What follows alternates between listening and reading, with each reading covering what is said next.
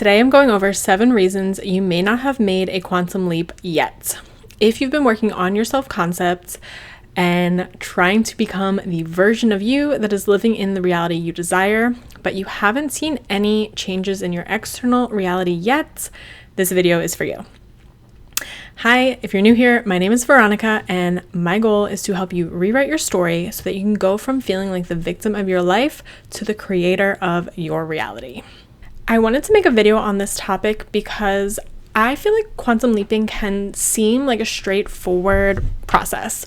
You just focus on embodying the version of you that has what you want. But in reality, there's a lot of nuance to it.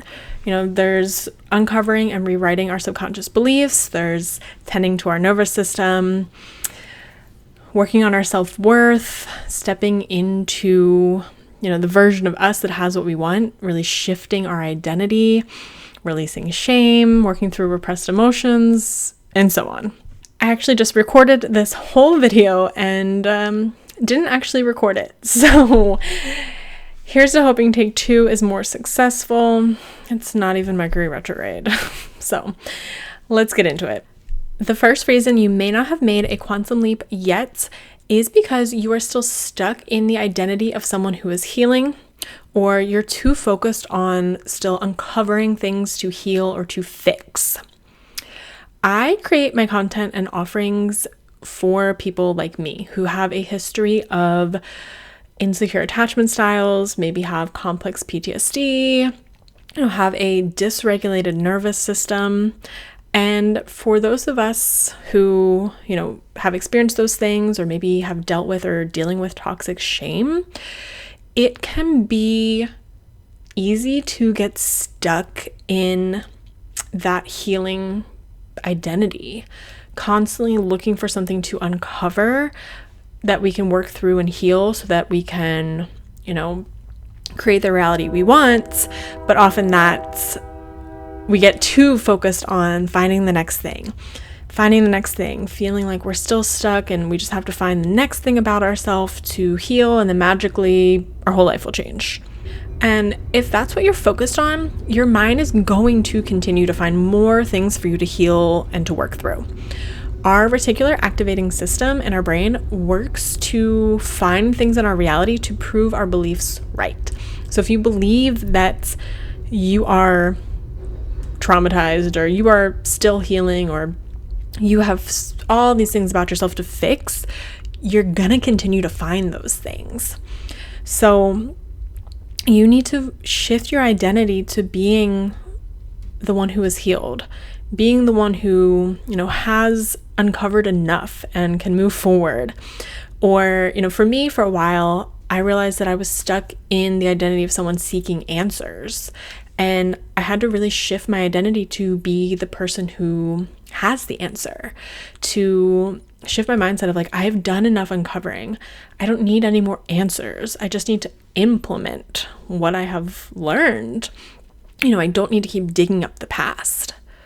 And I think that is a key piece of, someone who has made a quantum leap and someone who hasn't yet, is that the person who has made a quantum leap knows that while maybe they still have things to work on about themselves, or knows that the self-work really never ends, if we're self-aware, we're probably for the rest of our life going to be finding things about ourselves to, heal or shift and change.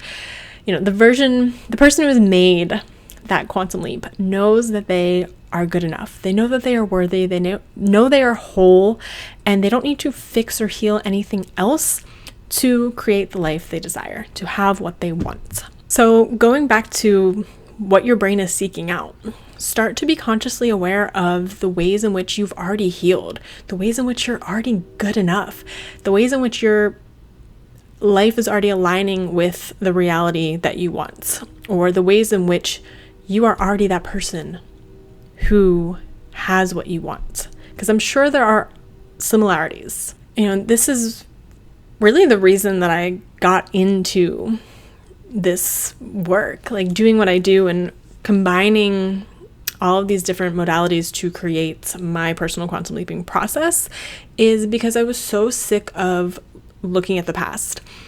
I was so sick of working through all the trauma and trying to find the next thing.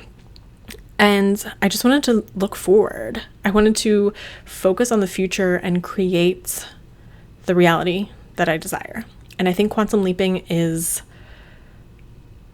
that, it's, yes, of course, we have to uncover subconscious beliefs and rewrite them, but quantum leaping is not about getting stuck working through the past. Quantum leaping is really about focusing on the version of you that has what you want and working to align your identity to become that person, moving forward, creating what you desire from the inside out. So if this is resonating with you, I am here to say you do not need to fix anything else. You do not need to heal anything else. Trust that you have the knowledge that you need to move forward and make a quantum leap. Okay, the second reason you may not have made a quantum leap yet is because you subconsciously believe it's not possible, or that it's not possible for you. So a big piece of quantum leaping is we have to believe that what we want, what we desire is possible, and we have to believe that we are worthy of it. So in other words, we have to believe it's possible for us. So if you do not believe it's possible, you're not going to see the change in your external reality. Ask yourself, why can't I have blank right now? Or why don't I have blank right now? Filling in the blank with whatever you're trying to create in your external reality. And if your brain tells you it's not possible, or, it's not possible for us because we've never had it before, or, some variation of that story, then you'll know you have to shift that belief. You have to rewrite the belief that it is possible for you. So again, going back to that reticular activating system, start looking for the ways in which, you're already seeing the possibilities in your life. And you can also look for people who maybe have had a similar experience to you and then got what they desired, then created the reality they desired. So maybe it's you're trying to quantum leap to the version of you that has your dream job. You've always worked these low paying jobs that you hate. Find someone who had a similar experience and then got their dream job and then started making a lot more money so that your brain can see it is possible.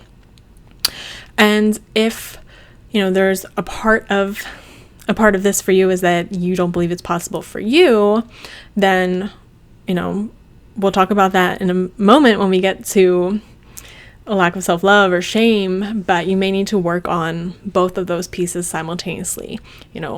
Believing that it's true, that it's possible, rewriting that belief, and then also working on your self-worth.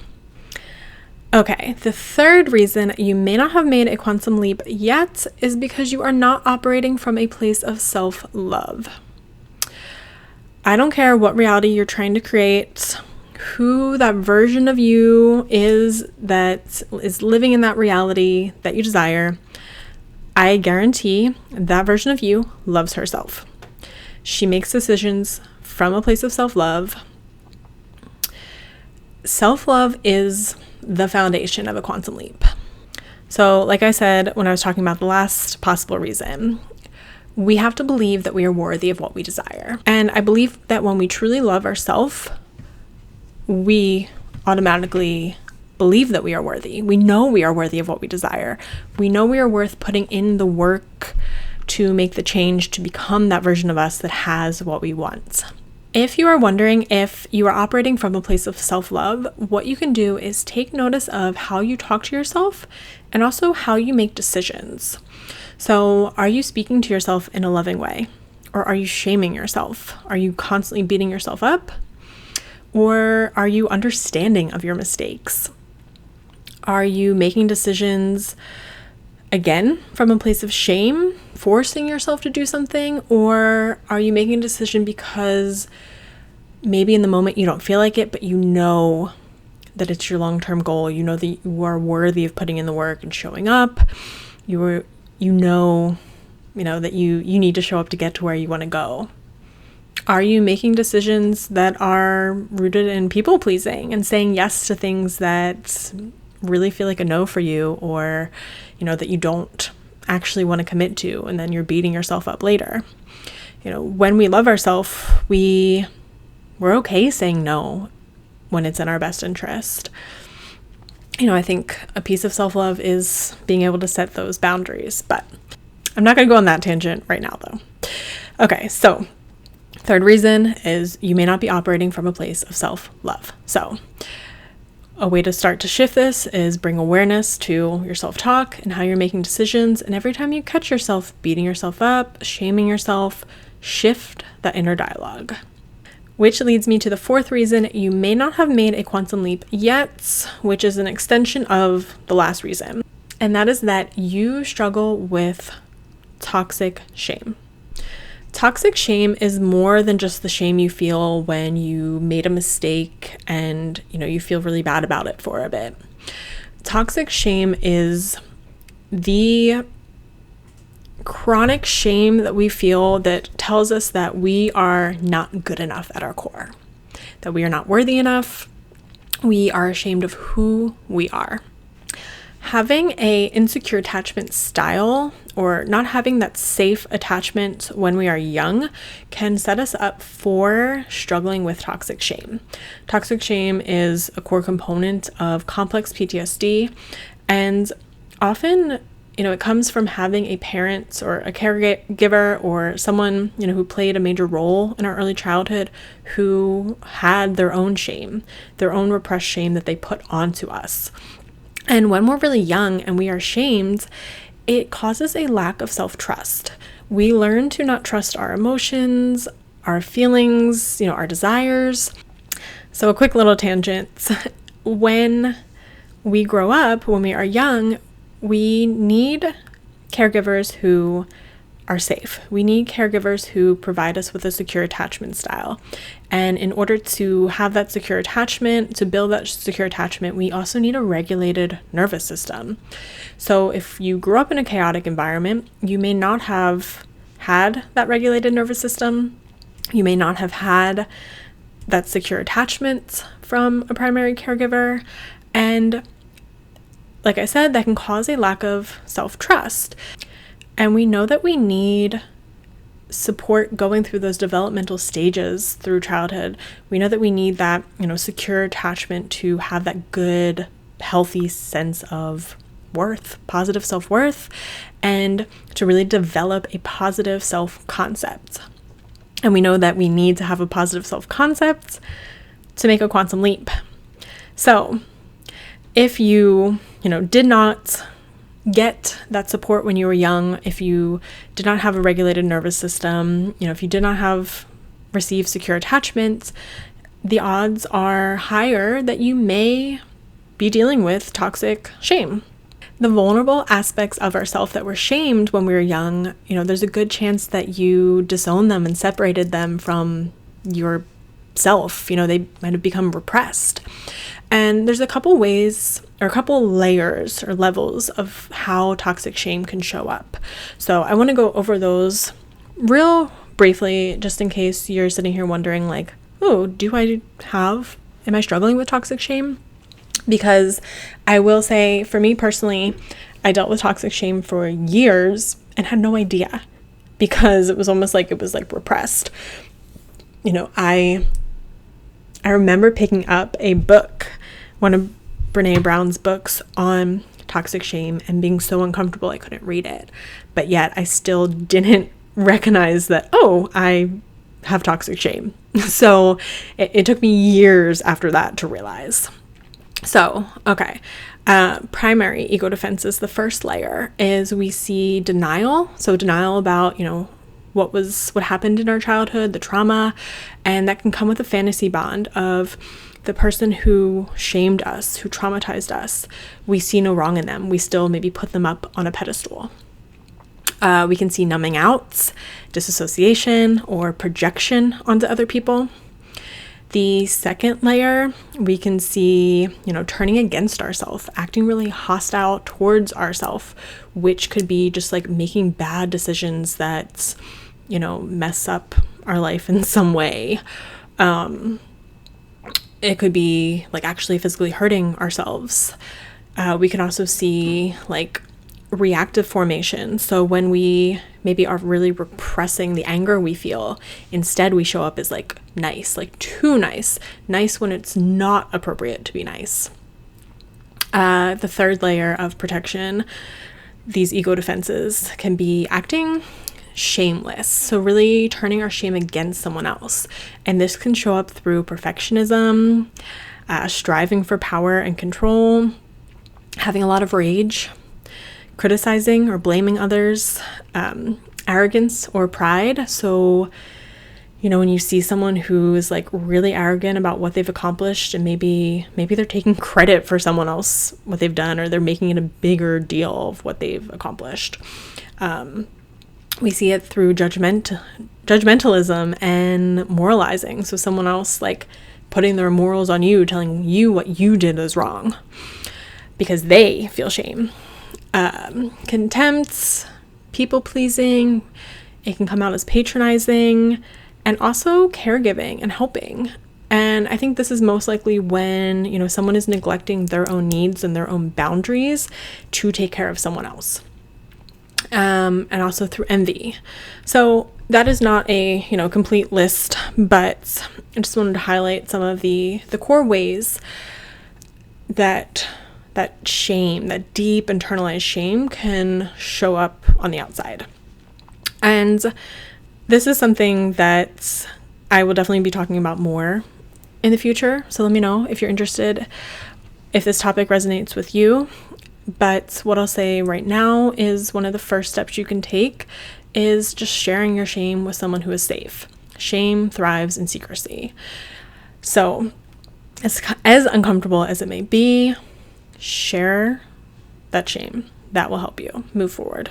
Okay, I hope you're still with me. We're on the fifth reason you may not have made a quantum leap yet. And that is because you are resisting letting go of your current reality or your current identity. And this may be for a couple different reasons. One, it may be that you're resisting feeling the emotions that come up with letting some things go. You know, our brain loves to keep us safe. What is familiar is what's safe. So there may be a part of you that kind of fears moving forward. It feels unsafe. It feels scary. It's the unknown. But you also have to let go of something in your current reality. You know, sometimes making a quantum leap and shifting our identity causes our relationship dynamics to change. It may mean that you leave a job. It may mean that you move.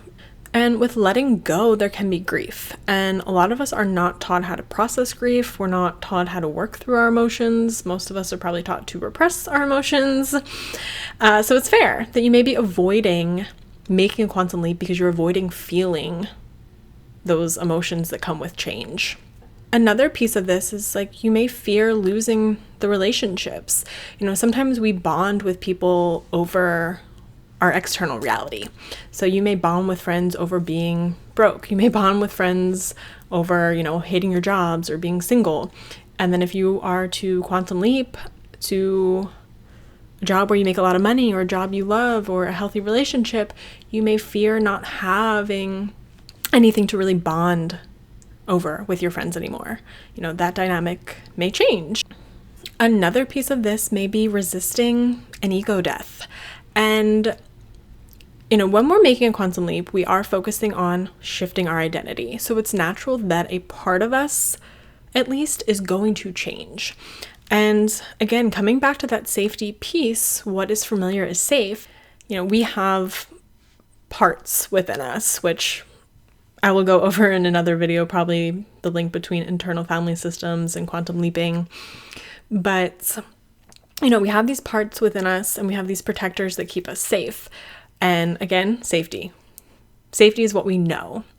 And maybe you've been, if you're trying to make a quantum leap in your job and maybe you want a totally different career change, there's like this ego death of like, oh, who will I be if I'm no longer the art teacher? Or, who will I be if I'm no longer broke? Or who will I be, how will people view me? Or what will I think of myself even if certain things, certain aspects of our identity change? you may be tied to being the strong, independent one. And, there may be that ego death of letting go of that identity in order to be in a healthy relationship. So if this is resonating, allow those emotions to come up and allow yourself to feel them and work through them. Hold space for all those feelings, because repressing them is only going to create more resistance. The sixth reason you may not have made a quantum leap yet is because you're trying to control how it happens. So again, quantum leaping is all about becoming the version of us who's living in the reality we desire. It's not about figuring out how we're going to make it happen. That is up to the universe. And often when we're trying to control, this is linked to a fear and scarcity mindset, but it's coming from having a dysregulated nervous system. For many of us who grew up in a chaotic environment, we may have learned to control what we can in order to keep things safe, in order to, limit the chaos. And that coping mechanism can really carry over into every area of our life. If you are familiar with codependency, the traits of codependency, one of the traits is controlling. So if this is resonating, one of the most important things you can do is tend to your nervous system, but also hold space for yourself. Recognize that this is coming up because a part of you, wants to feel safe and doesn't feel safe. In the moment, what I think can help is when you catch yourself thinking about how's it going to happen, how's it going to work out, think about who is the version of you that's living in that reality. How do they feel? How do they think? Can you tap into that energy in the moment? But long term, the solution is that you need to regulate your nervous system, which leads me to the last and final reason you may not have made a quantum leap yet, and that is because your nervous system does not feel safe receiving what you desire. In order to receive what we desire, our nervous system has to feel safe having it. Your nervous system's goal is to keep you safe and to keep you alive. So if you grew up maybe experiencing that money was unsafe, money meant, arguments, fights, or if you grew up seeing really unhealthy relationships, so you don't think relationships are healthy, your nervous system isn't going to allow you to have money or to have a relationship because it views it as unsafe. Or you may find that those things come into your reality, but they don't last long. You can't seem to hold on to it. So you need to create that safety in your nervous system in order to receive it and receive it in the long term.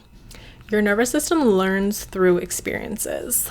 So you want your money experiences or your relationship experiences to begin to feel more safe.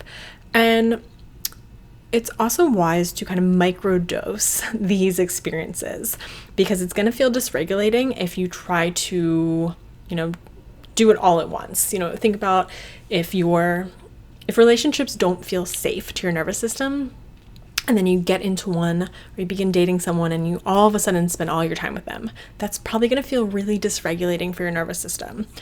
Microdose those moments, go on that date, take some time away.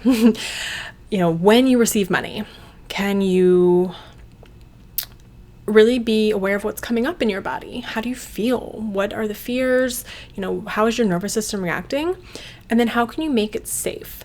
One thing I have done in the past is all my bills, I will write down, I am so grateful to be able to pay this because this is what I'm receiving. Instead of looking at it as money's going out. Oh no, I don't know if I can pay all these. I'm looking at what am I receiving for this? Regulating your nervous system is a much bigger process than I can fully explain in this video, but for each of these, I wanted to give at least kind of one little tip to get you moving in the right direction.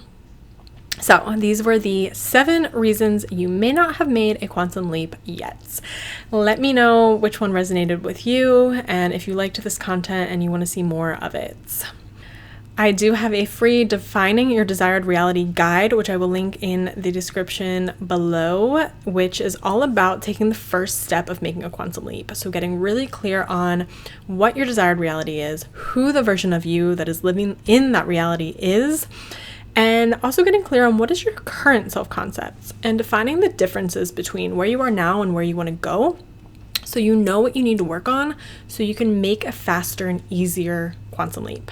I also talk about self-love and shame and the nervous system and probably more. So if you want to get started on your quantum leaping journey, I will link that below. Thank you for watching, and please subscribe if you want to see more content about making quantum leaps and healing toxic shame, improving your self-worth, and regulating your nervous system.